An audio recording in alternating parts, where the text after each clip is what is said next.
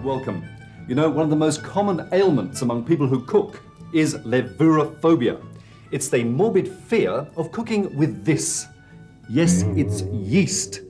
Silly, isn't it? As I've demonstrated in the past, it is user-friendly. The proof today in our recipe for a bread using yeast, herbs and yogurt.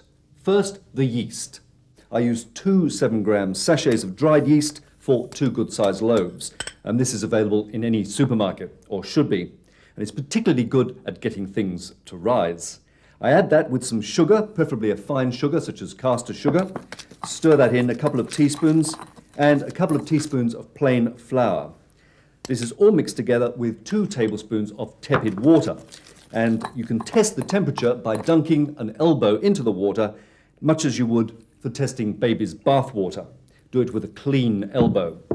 Stir this round, and after a few minutes, you'll finish with a creamy, bubbly brew, just like this one.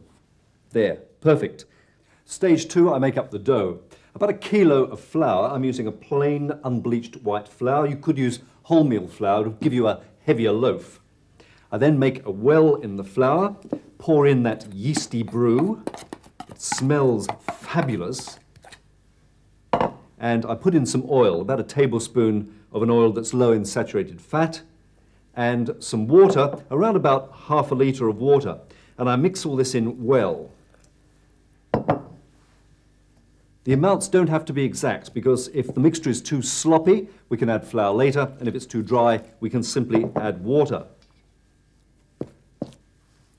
Once it's mixed, I simply cover with a damp towel and leave it to prove in a warm place for about an hour.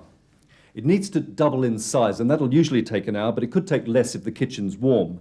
Once that's happened, as it has here, you just tip it out onto the bench, a floured bench or work surface, and begin the wonderful process of kneading. As everyone knows, I love to knead. I need to knead, and for about 5 or 10 minutes. This could all be done in a food processor, but it wouldn't be nearly as much fun or nearly so therapeutic. You'll notice I haven't added salt. If you're trying to reduce your intake of salt, you can make a perfectly satisfactory bread without it. It still works.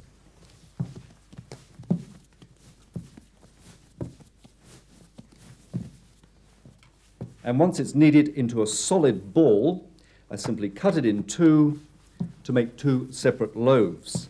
I need each piece then a little longer before shaping it for its trip to the oven. I do this with a rolling pin. You can either use a thin rolling pin like this Turkish one, or something somewhat thicker, or you could even shape it with your fingers. A rough rectangular shape, because I'm making a rectangular bread, and it then gets put into a baking tin, or you could put it on a pizza tray. And I just simply prod it into shape round the tin, and then leave a few finger indentations in the dough. And those I'll be filling with natural yogurt.